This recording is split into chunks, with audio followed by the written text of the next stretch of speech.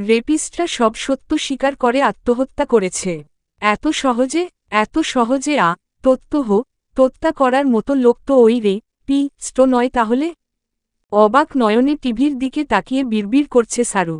পুষণ ভৌমিকা তোত্তা করার মতো মানুষ নয়, এটা সারু বেশ বুঝতে পেরেছিল। পাপের রাজ্যে নিজেকে সবচেয়ে উপরে উঠিয়েছে পুষণ ভৌমিক, সে লোক এভাবে তোত্তা করবে এটা কিছুতেই বিশ্বাস হচ্ছে না সারুর। বিশ্বাস অবিশ্বাসের পর্ব চুকিয়ে সারু ভীষণ খুশি হল, একটা অপ্রাপ্তবয়স্ক মেয়েকে করার শাস্তি পুষণ ভৌমিক পেয়েছে।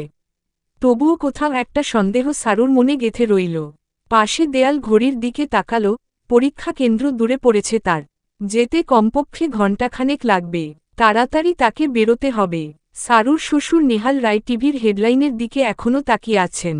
সারু নীরবে তার শ্বশুরের দিকে চেয়ে রইল। ধ্যান ভাঙল তার শাশুড়ির ডাকে শাশুড়ি মায়ের গম্ভীর কণ্ঠস্বরে। নাস্তা তাড়াতাড়ি শেষ করো, তোমার হাতে সময় কম। পরীক্ষা কেন্দ্রের উদ্দেশ্যে দ্রুত বেরোতে হবে। গম্ভীর কণ্ঠস্বরে সারু একবার তার শাশুড়ি মায়ের দিকে তাকাল। মুখশ্রী গম্ভীর, এটা আর এমন কি গত কয়েক মাস ধরেই তাকে তার শাশুড়ির গম্ভীর মুখশ্রী দেখতে হচ্ছে। এমনকি তিনি ঠিকঠাক অবধি কথা বলছেন না সারুর সাথে, যা টুকটাক বলেন গম্ভীর স্বরে। হয়তো চা দেওয়া কথা নয়তো অন্য কথা। সারু ফোঁস করে নিঃশ্বাস ছাড়ল, দ্রুত খেয়ে নিল, এরপর উঠে ঘরের উদ্দেশ্যে পা বাড়াল। পরীক্ষার প্রয়োজনীয় সকল কিছু নিয়ে তৈরি হয়ে নিল যাওয়ার জন্য। তৈরি হয়ে বসার ঘরে আসতেই দেখতে পেল বাড়ির সবাই একত্রে বসে আছে। পুষণ ভৌমিকেরা তোত্তার ব্যাপারে আলোচনা করছে। সারুর নজরে আসলো তার শাশুড়ি মায়ের অসহায় মুখশ্রীর কান্না। স্নিগ্ধার সাথে ঘটা এই ঘটনায় তিনি বেশ তপ্রাপ্ত হয়েছেন। ওনার কোনো মেয়ে নেই, শেরহাম একমাত্র ছেলে ওনার। স্নিগ্ধাকে নিজের মেয়ে ভেবে এসেছেন, মেয়ের এমন করুণ পরিস্থিতি কল্যাণীর মতো ওনার মস্তিষ্কেও প্রভাব ফেলেছে। কল্যাণী শক্ত হলেও উনি নিজেকে শক্ত করতে পারছেন না, অনবরত কান্না করে যাচ্ছেন। সারু দীর্ঘশ্বাস ছাড়ল। কল্যাণী, শেরহাম এখনও ফেরেনি হসপিটাল থেকে। বাড়ির ড্রাইভার ছুটি নিয়েছে গতকাল, সারুর শ্বশুর ড্রাইভিং করার মতো অবস্থাতে নেই। অজ্ঞতা সারুকে একাই যাওয়া লাগবে। নিচু স্বরে শাশুড়ি মায়ের উদ্দেশ্যে বলে উঠল, মা আমি আসছি, আশীর্বাদ করবেন। নিচু স্বরে সারুর শাশুড়ি মিতালি কিছু বললেন না। সারু তার দুই পিসি শাশুড়ির থেকে আশীর্বাদ নিল। তার শ্বশুরের কাছে আসতেই তিনি বললেন, তোমার পরীক্ষা ভালো হোক সেই কামনা করি। সাবধানে যেও, শেরহামও বাড়িতে নেই, থাকলে তোমাকে নিয়ে যেতে পারত। আমিও ব্যর্থ, তোমাকে নিয়ে যেতে পারব না। এই টাকাটা রাখো, সাবধানে যেও। ক্লান্তিমাখা স্বরে বাবা আমার কাছে পর্যাপ্ত টাকা আছে, এটা লাগবে না। নিচু স্বরে নেহাল রায় সারুর কথা শুনলেন না, জোর করে সারুর হাতে দিলেন। সারু ছোট করে একটা শ্বাস ফেলে বের হলো বাড়ি থেকে। বাড়ির সামনে একটা কালো গাড়ি দাঁড় করানো ছিল। গাড়িটা দেখে সারুর ভ্রু কুঁচকে এলো। গাড়িটাকে এড়িয়ে যাওয়ার উদ্দেশ্যে পা বাড়াতেই গাড়ির দরজা খুলে গেল। ড্রাইভিং সিটে আদিত্য বসে আছে, চোখ মুখ লাল হয়ে আছে, চুল উস্ক। সারুর নজরে আসলো আদিতের বাহুতে রক্ত লেগে আছে। সারুর অদ্ভুতভাবে আদিতের দিকে তাকিয়ে ভাবতে লাগল। ভাবনার মাঝেই আদিতের গম্ভীর কণ্ঠস্বর শুনতে পেল, শেরহাম বলেছে তোমাকে পরীক্ষা কেন্দ্রে দিয়ে আসতে, উঠে বসো। সারু দিক বেদিক ভাবনা চিন্তায় নিজেকে ডুবাল। অতঃপর উঠে বসল গাড়িতে। আদিত্য গাড়ি স্টার্ট দিল। সারুর নজর না চাইতেও বারবার আদিতের ওই মাখা বাহুর দিকে গেল। সাদা শার্টের বাহুতে টকটকে লাল দেখাচ্ছে। হাজারো ভাবনা চিন্তার পর সংকোচবোধ নিয়ে সারু মিনমিনে স্বরে বলে উঠল, দা ভাই, আপনার বাহুতে লেগে আছে কেন? মিনমিনে স্বরে। আদিত্য উত্তর করল না। সময় কিছু অতিবাহিত হল। অত্যন্ত গম্ভীর স্বরে আদিত্য বলে উঠল, পুষণ ভৌমিকের রক্ত। গম্ভীর স্বরে সারু চমকে উঠল। পুষণ ভৌমিকের রক্ত আদিতের বাহুতে কিভাবে লেগেছে? অবিশ্বাস্য স্বরে সারু বলে উঠল, মানে কিভাবে? ওই যা নোয়া রের রক্ত আপনার শরীরে কিভাবে লাগল? অবিশ্বাস্য স্বরে আদিত্য একবার পাশ ফিরে সারুর দিকে তাকাল। সারু আদিতের সেই লাল চোখের শক্ত চাহনি দেখে কিঞ্চিত ভয় পেল। নজর সরিয়ে ঢোক গিলল। আদিত্য ফের কণ্ঠে গম্ভীরতা বজায় রেখে বলে উঠল, হিটম্যান কাদেরকে বলে নিশ্চয়ই জানো? না জানলে বলছি, যারা টাকার বিনিময়ে খুব ন করে তাদেরকে। কানাডা থাকাকালীন নিজেকে হিটম্যান হিসেবে গড়ে তুলেছি, প্রায় 2 বছরের কাছাকাছি খুব নের সাথে জড়িত ছিলাম। টাকার বিনিময়ে যেখানে মানুষকে খুব ন করতাম, সেখানে নিজের বোনকে যে রে করেছে তাকে ফুর্তিতে কিভাবে বাহিরে ঘুরতে দেই।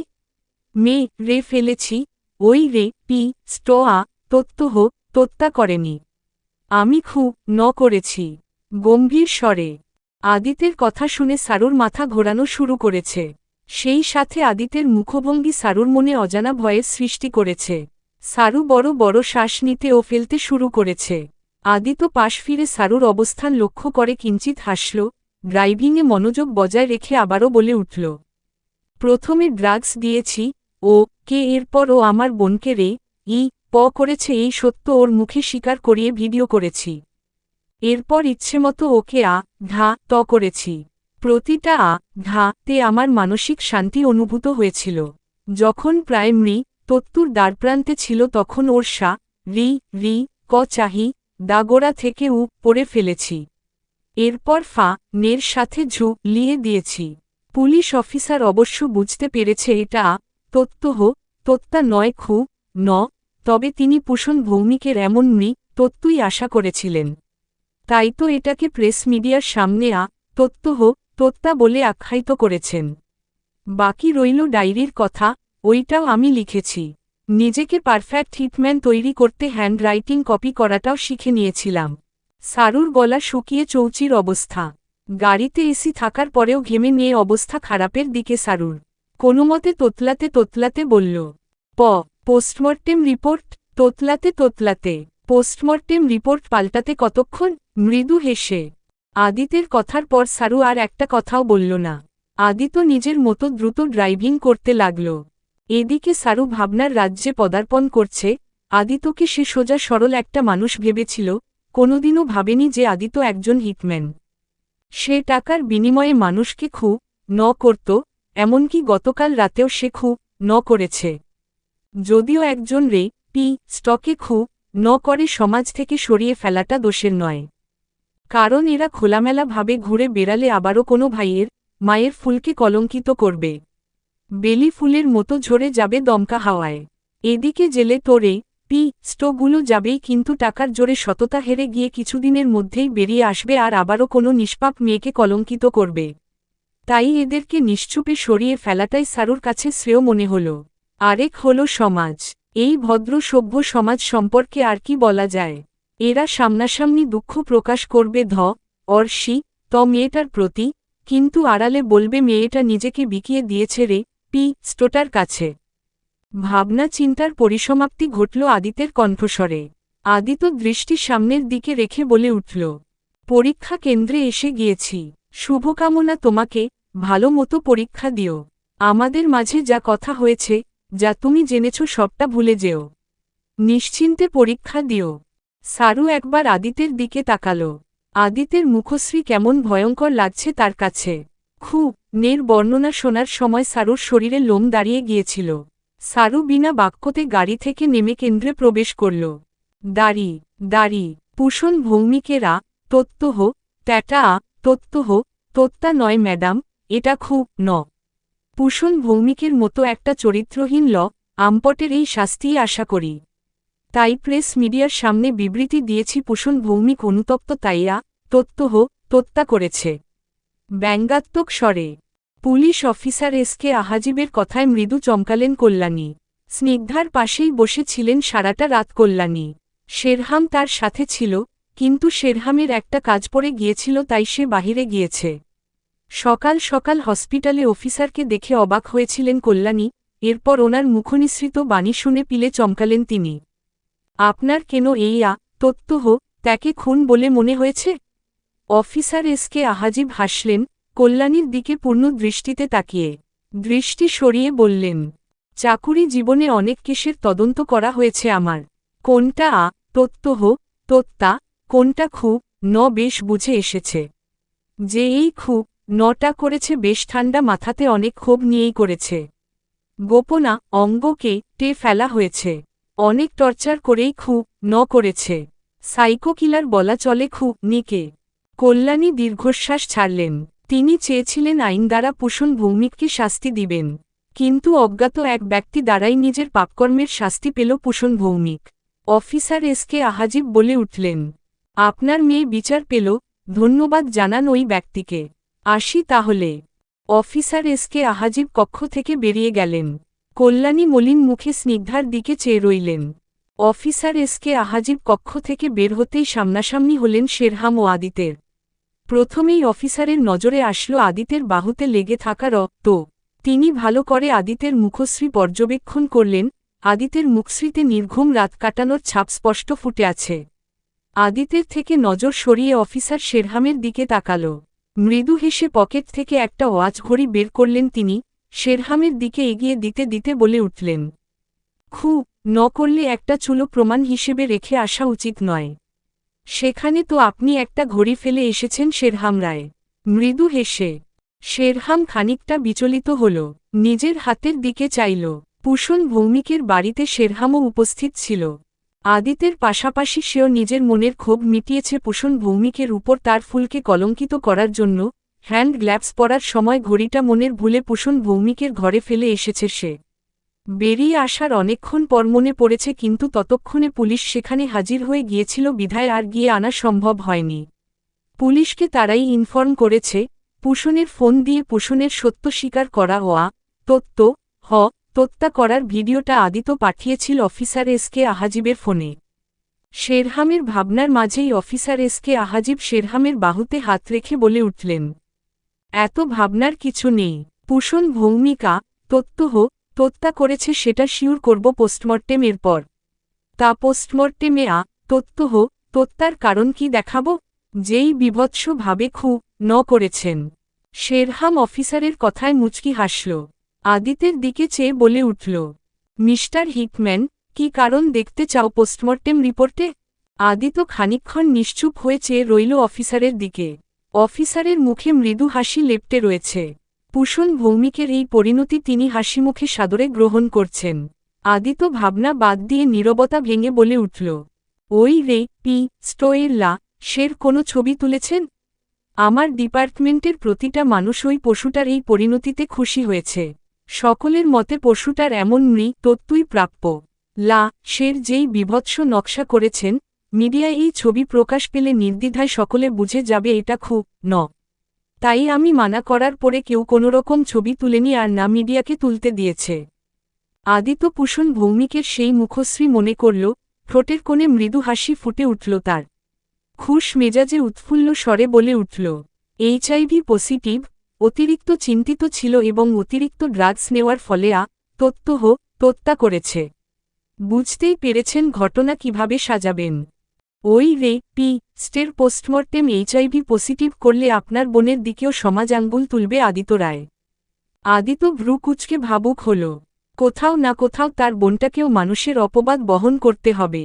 আদিত কিছুক্ষণ ভাবুক হয়ে রইল। এরপর বলে উঠল, বেশ কয়েকদিন মানসিক দ্বিধাদ্বন্দ্বে ভুগছিল বাবার করা অন্যায় নিয়ে। এরপর ঝোঁকের বশে নিজের করা অন্যায় মানতে পারছিল না এবং এর জন্যই হত্যা করেছে। Chapter close. অফিসার এসকে আহাজিব হাসলেন। মাথা নাড়িয়ে সামনের দিকে পা বাড়ালেন। শেরহাম আদিতের দিকে তাকাল। আদিতের বাহুর দিকে তাকিয়ে বলে উঠল, এই মাখা শার্টে জেঠিমণির সামনে গেলে জেঠিমণি তোমাকে সন্দেহ করতে পারে। কারণ অফিসার কিন্তু জেঠিমণিকে বলে দিয়েছেন যে এটা হত্যা নয় ভাবলেও কি আর না ভাবলেও কি, আমার কিছুই এসে যাবে না। আমার বোনকে ছুঁয়েছে, ওকে পৃথিবী থেকে সরিয়ে ফেলেছি। এর বেশি আমি আর কিছু জানি না, বুঝি না, আর জানা বুঝার চেষ্টাও করি না। শান্ত স্বরে বলেই আদিত কেবিনে ঢুকল। শেরহাম দীর্ঘশ্বাস ফেলল। আদিতের পিছু পিছু কেবিনে ঢুকল। কল্যাণী আদিতকে দেখামাত্রই নিজের চোখ মুখ শক্ত করে স্নিগ্ধার মুখশ্রী পানে চেয়ে রইলেন। আদিত ধীর পায়ে এগিয়ে গেল কল্যাণীর দিকে, পেছনে থেকে কল্যাণীকে আলতো হাতে জড়িয়ে ধরল। ধীর কণ্ঠস্বরে বলে উঠল, আমাকে শেষবারের মতো ক্ষমা করে দাও মা, কথা দিচ্ছি আর কখনো তোমাকে কষ্ট দিব না। প্লিজ ক্ষমা করে দাও। তোমার মিহি কণ্ঠের আদি ডাক শুনতে আমার ভারী ইচ্ছে হচ্ছে মা। কতগুলো দিন পেরিয়ে গিয়েছে তোমার মুখে আমার নাম শুনি না। তোমাকে মন ভরে দেখতে পারি না, মা বলে ডাকতে পারি না। আমাকে কি ক্ষমা করা যায় না মা? শেষবারের মতো ধীর কণ্ঠস্বরে। কল্যাণী সবসময় চাইতেন স্বামী সন্তান সদা ওনার আশেপাশে থাকুক, তাদের খুনোসুটি ভরা একটা সংসার হোক, কিন্তু সেটা আজও অস্পষ্ট স্বপ্ন হয়েই থেকে গেল। কল্যাণী আদিত্যকে আদি বলে ডেকে জড়িয়ে ভালোবাসার পরশ আদিতের কপালে এঁকে দিতে ব্যাকুল হয়ে আছেন, কিন্তু পারছে না। না, কোথাও একটা বাধা পাচ্ছেন তিনি, তাই মুখশ্রী ভঙ্গিমা শক্ত করেই রেখেছেন। কিন্তু আদিতের এমন আবদার শুনে বেশিক্ষণ নিজেকে শক্ত করে রাখতে পারলেন না তিনি। ছেলেকে জড়িয়ে অশ্রু বিসর্জন দিতে লাগলেন। আদি, এত বছর পরে মায়ের স্নেহমাখা ডাক শুনে আদিতের নিঃশ্বাস ভারী হয়ে উঠল। চোখে ঝাপসা দেখতে লাগল, ভরাট কণ্ঠস্বরে বলে উঠল, মা, আমাকে ক্ষমা করে দাও। ভারী কণ্ঠস্বর। কল্যাণী রায় নীরবে আদিত্যকে জড়িয়ে কান্না করতে লাগলেন। শেরহাম, সে নীরব দর্শকের মতো দাঁড়িয়ে আছে। শেরহামের খুশি লাগছে আজ তার জেঠিমণির খুশিতে। জেঠিমণি এখন কান্না করলেও শেরহাম জানে জেঠিমণি আদিত্যকে আদি বলে ডাকতে পেরে অনেক খুশি হয়েছেন। শেরহাম শান্তির একটা নিঃশ্বাস ফেলল, নীরবে কেবিন থেকে বেরিয়ে এলো। মা ছেলে বহুদিন পর একে অপরের সংস্পর্শে এসেছে, তাদেরকে এখন একা ছেড়ে দেয়াটাই উত্তম। দাড়ি রাতে উস্ক খুস্ক একরাশ ক্লান্তি নিয়ে ঘরে প্রবেশ করেছে শেরহাম। ঘরে প্রবেশ করতেই শেরহামের ভ্রু কুঁচকে এলো, সারু বিছানা এলোমেলো হয়ে ফোপাচ্ছে। সারু শেরহামের উপস্থিতি টের পেতেই কোনোরকম উঠে দাঁড়াল, ধীর পায়ে হেঁটে বেকনিতে চলে গেল। শেরহাম সবে মাত্র কিছু বলতে নিয়েছিল, কিন্তু সারু সেই সুযোগ না দিয়েই চলে গিয়েছে। শেরহাম মুখ গম্ভীর করে ওয়াশরুমে চলে গেল ফ্রেশ হতে। শেরহাম ফ্রেশ হয়ে এসে দেখল সারু ঘরে নেই, বেলকনি থেকে এখনও ঘরে আসেনি। শেরহামের গম্ভীর মুখে ভ্রু কুঁচকে এলো। বাহিরে প্রবল বৃষ্টি হচ্ছে, মেয়েটা কি বৃষ্টিতে ভিজছে নাকি? শেরহাম দ্রুত পায়ে বেলকনির দিকে এগিয়ে গেল। দেখতে পেল সারু বেকনিতে দাঁড়িয়ে বৃষ্টিতে ভিজছে। শেরহাম সারুর বাহু টেনে নিজের সামনে দাঁড় করাল। সারুর চোখ মুখ লাল হয়ে আছে, ঠোঁট কাঁপছে। শেরহাম ধমকের স্বরে বলে উঠল, এই প্রবল বৃষ্টির মধ্যে এভাবে দাঁড়িয়ে দাঁড়িয়ে ভিজছ কেন? জ্বর বাঁধানোর শখ হয়েছে নাকি? ধমকের স্বরে। সারু নিশ্চুপ হয়ে শেরহামের চোখের দিকে তাকিয়ে আছে। বুক ফেটে কান্না আসছে সারুর। নিজেকে আটকানোর আপ্রাণ চেষ্টা করতে করতে বলে উঠল, জ্বর, সেটা তো কত আগে থেকেই বেঁধে আছে। কাপা কাপা স্বরে। না, কান্নাদের আটকানোতে নিজের সাথে এত যুদ্ধের পরেও নিজেকে জয়ী করতে পারল না সারু। ফুপিয়ে কান্না করে উঠল। শেরহাম হতভম্ব হয়ে গেল, হঠাৎ সারু এমন ফুপিয়ে কান্না করে উঠায়। সারুর এমন কান্নায় শেরহাম অনুভব করল তার কণ্ঠস্বর ভারী হয়ে আসছে। অনুভব হচ্ছে পাথর আটকা পড়েছে। শেরহাম ধীর কণ্ঠস্বরে বলে উঠল, কি হয়েছে? কান্না কেন করছ? ধীর কণ্ঠস্বরে। সারু আর পারল না, ফুপিয়ে ফুপিয়ে কান্না করতে করতে বলে উঠল, আমাকে ডিভোর্স দিয়ে মুক্তি দিলেও তো পারেন। আমার সহ্যর সীমা ছাড়িয়ে গেছে। আমি ক্লান্ত মানুষের কাছ থেকে আমার মাতৃত্ব নিয়ে কটু কথা শুনতে শুনতে আজকে সিঁড়ি থেকে পা পিছলে পড়ে গিয়েছিলাম দেখে আপনার মা আমাকে বলেছে আমি মা হওয়ার যোগ্য নই। হুটহাট পড়ে গিয়ে বাচ্চা নষ্ট করে ফেলবো বলেই আমার কোনো সন্তান হচ্ছে না। আমার পক্ষে এসব সহ্য করা আর সম্ভব হচ্ছে না, দয়া করে আমাকে মুক্তি দিন। দম বন্ধকর লাগছে। ফুপিয়ে ফুপিয়ে। সারুর ফুপিয়ে ফুপিয়ে বলার কথা শুনে শেরহাম হতবাক। এতদিন তার মা মিতালি সারুকে কথা শুনিয়েছেন, তবে আজকে যা বলেছেন তা অনেক বেশিই বলে ফেলেছেন। শেরহামের রাগ লাগল ভীষণ, এতই রাগ লাগল যে কি করবে দিক দিশা পেল না। সারুর ও তার মাঝের দূরত্ব গুছিয়ে সারুর অধরে অধর মিলিয়ে দিল। নিজের রাগ ঝাড়তে লাগল সারুর অধরের উপর। সারুর কান্না থেমে গেছে। শেরহামের এহেন কাণ্ডে হতভম্ব হয়ে পড়ল। কিয়ক্ষণ অতিবাহিত হল, হঠাৎ ভারী বজ্রপাতে সারু কেঁপে উঠল। ঠোঁটে জ্বলুনি অনুভব হতেই শেরহামকে ধাক্কা দিতে শুরু করল, তবুও শেরহাম ছাড়ল না। নিজের রাগকে ক্ষান্ত করেই সারুকে ছাড়ল শেরহাম। সারুর দম প্রায় বন্ধ হওয়ার উপক্রম ছিল, জোরে জোরে শ্বাস নিচ্ছে সারু। শেরহাম সারুকে হুট করেই কোলে তুলে নিল, কঠোর কণ্ঠস্বরে বলে উঠল, মুক্তি তো তুমি জীবনেও পাবে না শেরহামের কাছ থেকে। বাচ্চা তাই না, বাচ্চার জন্যই ডিভোর্স। মুক্তির কথা তুলেছ, ঠিক আছে, এখন থেকে প্রতিবছর মাতৃত্বের স্বাদ গ্রহণ করার জন্য নিজেকে তৈরি করো। কঠোর স্বরে। এদিকে সারুর মাথায় যেন আকাশ ভেঙে পড়ল। কি থেকে কি হচ্ছে বোধগম্য হচ্ছে না সারুর। পরিস্থিতি বেগতিক বুঝে সারু নড়াচড়া শুরু করল নিচে নামার জন্য। শেরহাম সারুকে শক্ত করে চেপে নিয়ে বিছানায় ফেলে দিল। মুহূর্তেই সারুর গায়ের জলে বিছানা ভিজে উঠল। শেরহাম একপ্রকার রাগের বশবর্তী হয়ে সারুকে বিছানায় চেপে ধরল। নিজের অধর সারুর অধরের সাথে পুনরায় মিশিয়ে দিল। সারু শেরহামকে সরানোর আপ্রাণ চেষ্টা করছে, তবু পারছে না। ঠোঁটের তীব্র ব্যথায় সারুর আঁখি ভিজে উঠল। কার্নিশ বেয়ে জল গড়িয়ে পড়তে লাগল। শেরহাম সারুকে ছেড়ে দিল। সারু ফুপিয়ে কাঁদতে লাগল। শেরহাম সারুর ঘাড়ে মুখ ডুবিয়ে বলে উঠল, কান্না থামাও, কান্না করছো কেন? তুমিও তো এটাই চাও, তাহলে কান্না করছো কেন? ভুলে গেছো আমাকে সিডিউজ করতে? আজ যখন নিজ কাছে এসেছি তাহলে কান্না কেন করছো? সারু উত্তর করল না, ফুপিয়ে ফুপিয়ে কান্না করতে লাগল। ক্রমশই কান্নার বেগ বৃদ্ধি পাচ্ছে সারুর। শেরহাম মুখ তুলল। সারু চোখ বন্ধ করে ফুপিয়ে কাঁদছে। শেরহাম মুখ এগিয়ে সারুর চোখের পাতায় গভীরভাবে চুমু খেল। সারু কিছুটা শান্ত হয়ে এলো, তবুও কান্না থামাল না। শেরহাম ছোট করে একটা নিঃশ্বাস ফেলল।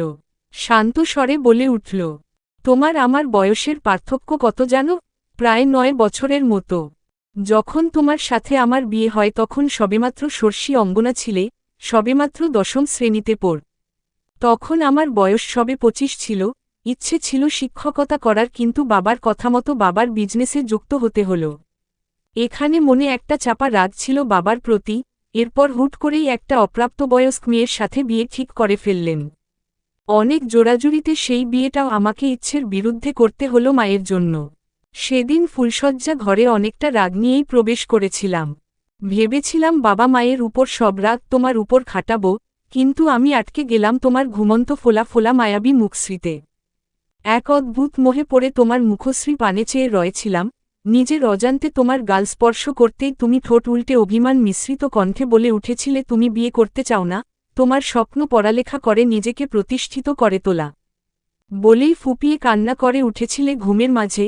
মায়া ও অপরাধবোধ কাজ করছিল আমার। নিজের সব রাত তোমার উপর খাটাতে চেয়েছিলাম, কিন্তু তুমি তো নিষ্পাপ ছিলে। সেই মুহূর্তে ঠিক করেছিলাম তোমাকে পড়ালেখায় সাহায্য করব। তোমার পড়ালেখায় নিজেকে বাধা হিসেবে দাঁড় করব না। সেদিন থেকে তোমার কাছ থেকে দূরত্ব বজায় রেখেছি। কিন্তু ভাবিনি তোমার স্বপ্ন পূরণ করার মাঝে তুমি একটা বাচ্চার জের ধরে ডিভোর্সের বিষয় উঠাবে। অবশ্য তোমার দোষটাই বা কোথায়? দোষটা তো আমারই। শান্ত স্বরে শেরহামের বলা প্রতিটা কথা শুনে সারু থমকাল। সারুর স্বপ্ন পূরণ করতেই শেরহাম এতদিন তার কাছে আসেনি। সারুর স্বপ্ন পূরণের পথে নিজেকে বাধা হিসেবে দাঁড় করায়নি। সারু অনুভব করল সারু কাঁপছে, কান্নারা আবারও বুক ফেটে বেরিয়ে আসতে চাচ্ছে। সারু নিজেকে এবার আটকানোর চেষ্টা করল না। শেরহামের গলা জড়িয়ে ফুপিয়ে কান্না করতে লাগল। শেরহাম সারুকে শক্ত করে জড়িয়ে ধরে সারুর চুলে মুখ ডুবাল। শেরহাম সারুর চোখের পাতায় আলতো করে মুখ সরে এলো। মৃদু হেসে বলে উঠল, কাপড় চেঞ্জ করে ফেলো, পুরো ভিজে আছো তুমি। নয়তো ঠান্ডা লেগে যাবে, বেডশিট পাল্টে ফেলো। কিছুক্ষণ পর আসছি। মৃদু হেসে শেরহাম বলেই আর দাঁড়াল না, বেরিয়ে গেল। কক্ষ থেকে বেরোতেই শেরহামের মুখভঙ্গি পাল্টে গেল। রাগ উপচে পড়ছে শেরহামের। আদিতের মতো কথার বান ছুঁড়ে মাকে কোনোদিন মানসিক করতে চায়নি শেরহাম। শেরহাম কল্যাণীকে অসহায়ের মতো কাঁদতে দেখেছে আদিতের জন্য। শেরহাম কখনোই চায়নি তার মাও কাঁদুক কল্যাণীর মতো। তাই এতদিন মাকে কিছু বলেনি, কিন্তু আজ তার মা সকল সীমা অতিক্রম করে ফেলেছে। রাগান্বিত মুখশ্রীতে বড় বড় পা ফেলে শেরহাম এগিয়ে গেল তার মায়ের ঘরে। মায়ের ঘরের সামনে এসে দেখতে পেল তার মা মিতালি কাপড় চোপড় গুছিয়ে ওয়ার্ড্রোবে রাখছেন। শেরহাম শক্ত কণ্ঠস্বরে বলে উঠল, মা, তোমার কি মনে হচ্ছে না তুমি আজকে সব সীমা অতিক্রম করে ফেলেছ? শক্ত কণ্ঠস্বরে। হঠাৎ শেরহামের আগমন, অতঃপর শেরহামের এহেন কথা শুনে ভ্রু কুঁচকালেন মিতালি। বললেন, কি হয়েছে? এত রেগে আছিস কেন? ভ্রু কুঁচকে কি হয়েছে জিজ্ঞাসা করছ? আদেও তোমার কি এটা জিজ্ঞাসা করা সাজে? আজকে সারু সিঁড়ি থেকে পড়ে গিয়েছিল আর তুমি সেখানে ওকে কথা শুনিয়েছ। ওর মাতৃত্ব নিয়ে কথা শুনিয়েছ। ও হুটহাট পড়ে গিয়ে বাচ্চা নষ্ট করে ফেলবে, তার জন্য ওর বাচ্চা হচ্ছে না, এটা তুমি কিভাবে বলতে পারলে? আজ অবধি ওকে অনেক কথাই শুনিয়েছ, আমি কিছু বলিনি, কারণ আমি চাইনি আদিতের মতো করে তোমাকে কথার বান দিয়ে ঢা করতে, চাইনি তুমিও জেঠিমণির মতো কান্না করো। তাই কোনোদিন তোমাকে কিছু বলিনি, কিন্তু আজকে তুমি সীমা অতিক্রম করে ফেলেছ। সারু সিঁড়ি থেকে পড়ে গিয়েছিল, কত বড় ক্ষতি হতে পারত বুঝতে পারছ? সেখানে তুমি ওকে যা নয় তাই বলেছ। কথাটা না বললেই নয়, আমাদের মধ্যে আজ পর্যন্ত স্বামী স্ত্রীর সম্পর্ক হয়নি, সেখানে ও কিভাবে মা হবে? আশা রাখি এরপর সারুকে তুমি আর একটাও কটু কথা বলে আমাকে বাধ্য করবে না তোমার বিরুদ্ধে যেতে। রাগান্বিত স্বরে শেরহাম নিজের কথাগুলো ব্যক্ত করেই আর দাঁড়াল না, প্রস্থান করল। শেরহামের বলা প্রতিটা কথা শুনে মিতালি নিশ্চুপ, থমকে দাঁড়িয়ে রইলেন।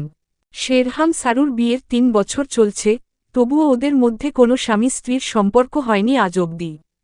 আর এতদিন মিতালি কতই না অপমান করে এসেছেন সারুকে, কটু কথা বলেছেন, মাতৃত্বে আঙ্গুল তুলেছেন, অবজ্ঞা করে এসেছেন। সব কিছু আরও একবার স্মরণ করতেই গা শিউরে উঠল মিতালির। কোথাও একটা অপরাধ বোধ কাজ করছে ওনার। সারু তখনও অপ্রাপ্তবয়স্ক ছিল, সবে মাত্র ১০ম শ্রেণীতে পড়ছিল। ননসের ছেলের বিয়েতে গিয়েছিলেন, সেখানেই সারু ও তার পরিবারের সাথে দেখা হয়েছিল ওনার। ননসের ছেলে বউয়ের জেঠাতো বোন হয় সম্পর্কে সারু। লাল টুকটুকে একটা শাড়ি পরেছিল সারু, খুলে যাওয়ার ভয়ে বারবার শাড়ি চেপে ধরছিল সারু। মুখশ্রীতে অদ্ভুত এক মায়া খেয়াল করেছিলেন তিনি। তখনই ভেবে নিয়েছিলেন সারুকেই শেরহামের স্ত্রী করবেন। সারুর বাবা মা নারাজ ছিলেন মেয়েকে এত অল্প বয়সে বিয়ে দিতে, কিন্তু মিতালি নিজের মতে অটল ছিলেন, সারুকেই ওনার পুত্রবধূ করবেন। সারুর বাবা মাকে তিনি প্রতিশ্রুতি দিয়েছিলেন সারুকে নিজের মেয়ের মতো করে রাখবেন, পড়ালেখা বাকিটুকু এবাড়িতে করাবেন। কিন্তু আজকে ওনার মনে হচ্ছে উনি ওনার প্রতিশ্রুতি রাখতে ব্যর্থ হয়েছেন, পড়ালেখার প্রতিশ্রুতি পালন করলেও মেয়ের মতো করে রাখার প্রতিশ্রুতি উনি রাখতে পারেননি। ক্রমশ সারুকে আঘাত দিয়ে কথা বলেছেন, মাতৃত্ব নিয়ে কথা শুনিয়েছেন। অপরাধবোধ কাজ করছে মিতালির মনে। দাড়ি ঘাড়ে গরম নিঃশ্বাস অনুভূত হতেই কেঁপে উঠল সারু। সারা শরীরে যেন বিদ্যুৎ বয়ে গিয়েছে ১ সেকেন্ডের মধ্যে। শেরহাম ঘোর লাগা কণ্ঠস্বরে বলে উঠল, আজকে পরীক্ষা কেমন দিলে? ঘোর লাগা কণ্ঠস্বরে সারুর নিঃশ্বাস ভারী হয়ে আসছে। কোনোমতে টেনে টেনে বলে উঠল, ভালোই। টেনে টেনে। উমম, এত কাঁপছ কেন? কই না তো। শেরহাম হুট করেই হেসে উঠল। সারুকে শক্ত করে জড়িয়ে ধরল পেছনে থেকে। ঘাড়ে মুখ গুজে বলে উঠল, ভয় পাচ্ছ? তুমি না চাইতে এমন মুহূর্ত, তাহলে আজ যখন এমন মুহূর্তে আছো তাহলে এমন ভয় কাঁপছ কেন? বরকে সিডিউজ করা অঙ্গনার শোভা পায় না ভালোবাসার মুহূর্তে ভয়ার্ত হরিণী মতো কাঁপা। ঘোর লাগা স্বরে সারু কি বিপাকেই না পড়ল। শাশুড়ি মায়ের কটুকথা না শোনার জন্য রাগের মাথায় আবেগের বশবর্তী হয়ে সেদিন সন্ধ্যায় শেরহামকে সিডিউজ করতে চেয়েছিল, যার পরিণাম বৃষ্টিতে দাঁড়িয়ে থাকতে হয়েছিল অনেকক্ষণ। ভাবতেই সারুর সর্বাঙ্গ কেঁপে উঠল। নিঃশ্বাস ফেলতেও কষ্ট হচ্ছে সারুর। মনে হচ্ছে নিঃশ্বাস আটকে এখনই হয়ে যাবে। শেরহাম সারুকে আরও গভীরভাবে জড়িয়ে ধরল। চলো বাচ্চা হওয়ার প্রসেস শুরু করি। ধীর কণ্ঠে সারু হতচকিত হল। শেরহামের কাছ থেকে নিজেকে ছাড়ানোর চেষ্টা করতেই শেরহাম বলে উঠল, ছুটাছুটি কেন করছ? নিজেকে আমার থেকে ছাড়ানোর বৃথা চেষ্টা করে কোনো লাভ নেই। আমি এতদিন তোমার থেকে দূরে থাকার ইচ্ছা পোষণ করেছি, তাই দূরেই ছিলাম।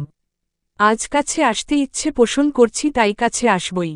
আজকে তোমাকে কোনো ছাড় প্রকার দিচ্ছি না। সারু থেমে গেল, শিরদাঁড়া বেয়ে শীতল স্রোত বয়ে গেল। সারুর অনুভূত হল তার হৃৎপিণ্ড তড়িৎ গতিতে ছুটছে। শেরহামের তপ্ত স্পর্শ পেয়ে নিভে গেল সারু। শেরহামের বুকে নিজেকে গুটিয়ে নিল। শেরহাম মৃদু হাসল, গুনগুনিয়ে গেয়ে উঠল, একটা গান মেঘের মতো আকাশজুড়ে ইতস্তত ভাসে। হাজার কাঁটাতার পেরিয়ে অনেক ঘুরে তোমার কাছে আসে। একটা গান গুনগুনিয়ে গুনগুনিয়ে ঘুম পাড়িয়ে যায়। তেমনি আবার ভালোবেসে ফেলেছি তোমায়।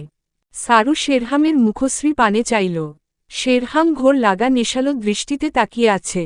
সারু মৃদু হাসল, শেরহামের পায়ে ভর দিয়ে দাঁড়িয়ে শেরহামের গলা পেঁচিয়ে ধরল। শেরহাম আলতো হাতে সারুর কোমর জড়িয়ে ধরল। সারু শেরহামের গালে গভীর চুম্বন করল। শেরহাম বিরস কণ্ঠে ভ্রু কুঁচকে বলে উঠল, মুখ হেলে ভালো কথা, গালে কেন? ঠোঁটে কেন নয়? বিরস কণ্ঠে। শেরহামের বিরস কণ্ঠে এহেন কথা শুনে সারু ফিক করে হেসে দিল। অতঃপর শেরহামের ঠোঁটে মুখ এলো। শেরহাম সারুকে নিজের সাথে আরও গভীরভাবে জড়িয়ে নিল। 3 বছরের বৈবাহিক জীবনে এই প্রথম সারু শেরহাম একে অপরের এত কাছে এসেছে। ভালোবাসা একে অপরকে রাঙিয়ে তুলছে। দাড়ি দাড়ি হসপিটালে আচমকা গালে প্রচুর ব্যথা অনুভব করল আদিত্য। সেই সাথে পুরো কক্ষ জুড়ে পপ রের শব্দ প্রতিফলিত হল। আদিত্য গালে হাত দিয়ে সামনে থাকা রঙ্গনার দিকে চেয়ে আছে। রাগী মুখশ্রী, ফোলা ফোলা ভাব। আদিত্য পাশে থাকা কল্যাণীর দিকে তাকাল। কল্যাণী হতভম্ব হয়ে একবার ছেলের মুখশ্রী পানে তাকাচ্ছে, মেয়েটির দিকে তাকাচ্ছে। বিস্ফোরিত কণ্ঠে বলে উঠলেন, ও কে পপ কেন মারলে? বিস্ফোরিত কণ্ঠে কল্যাণীর বাক্য বচনে রাগান্বিত স্বরে মেয়েটি বলে উঠল, শুধু পপ ওনাকে গলাটি রে দেওয়া উচিত। আমার সাথে বেইমানি করেছে, এর শাস্তি তো ওনাকে পেতেই হবে। রাগান্বিত স্বরে কল্যাণী কিছুই বুঝলেন না, ফের বলে উঠলেন, বেইমানি মানে কি করেছে? জিজ্ঞাসা করুন এই বেইমানকে। 2 বছরের প্রেমকে অস্বীকার করে 4 বছর আগে এই লোক আমার সাথে বেইমানি করে কানাডা চলে গিয়েছিল। সেদিন এই লোকের বিরহে আমার খাওয়া দাওয়া বন্ধ হয়ে গেছিল। আপনি জানেন সেদিন আমাদের বাড়িতে বিরিয়ানি রান্না করা হয়েছিল। এই লোকটার জন্য আমি সেই বিরিয়ানিটুকুও খেতে পারিনি। আফসোসের স্বরে কল্যাণী অবাক হয়ে আদিতের দিকে চাইলেন। আদিত্য এখনও গালে হাত দিয়ে মেয়েটির দিকে চেয়ে আছে। আদিত্য কল্যাণীর চোখের দিকে একনজর তাকিয়ে নজর সরিয়ে ফেলল। কল্যাণী অবাক স্বরে বলে উঠলেন, আদি, এসব কি শুনছি? অবাক কণ্ঠস্বরে আদিত্য নিশ্চুপ হয়ে ফ্লোরের দিকে চেয়ে আছে। আদিত্যের এমন নিশ্চুপ থাকাটায় মেয়েটা আরও রেগে গেল। এগিয়ে এসে আদিত্যের শার্টের কলার ধরে ঝাঁকাতে ঝাঁকাতে চিবিয়ে চিবিয়ে বলে উঠল, উনি আর কি বা বলবেন, কানাডা থেকে মুখে আয়রনের লেপন দিয়ে এসেছে। কথা বলা বন্ধ হয়ে গেছে। এই লোকের বিরহে আজ 4 বছর অবধি কান্নাকাটি করছি, দিন দুনিয়া ভুলে গেছি। বউ বানাবে আমাকে, বাবুর মাম্মি বানাবে আমাকে। এসব প্রতিশ্রুতি দিয়েও বেইমানি করে কানাডা চলে গেছে আমাকে একা ফেলে। বেইমান লোক, এখন যখন হাতের কাছে পেয়েছি এত সহজে আপনাকে ছাড়ছি না। চিবিয়ে চিবিয়ে আদিত্য শান্ত চোখে মেয়েটির চোখে চোখ রেখে হাত চেপে ধরল, শান্ত স্বরে বলল, আমার বিরহে তোমাকে কে কান্নাকাটি করতে বলছে? আমার মনে পড়ছে না আমি কখন তোমায় বলেছিলাম তোমাকে আমার অপেক্ষায় দিন দুনিয়া ভুলে যেতে ইলা? শান্ত স্বরে আদিতের শান্ত স্বরে বলা কথা ইলা স্তব্ধ হয়ে চেয়ে রইল আদিতের চক্ষুর দিকে। কিয়ক্ষণ তাকিয়ে রইল নির্বাক অশ্রুসিক্ত আখিতে। আমি ভালোবাসি আপনাকে আদিত্য। প্রেমময় এক প্রহর কাটিয়ে ভোরের আলো ফুটতে শুরু করেছে। রাতের বৃষ্টিপাতের পর ভোরের আলোতে সবটা স্নিগ্ধ লাগছে।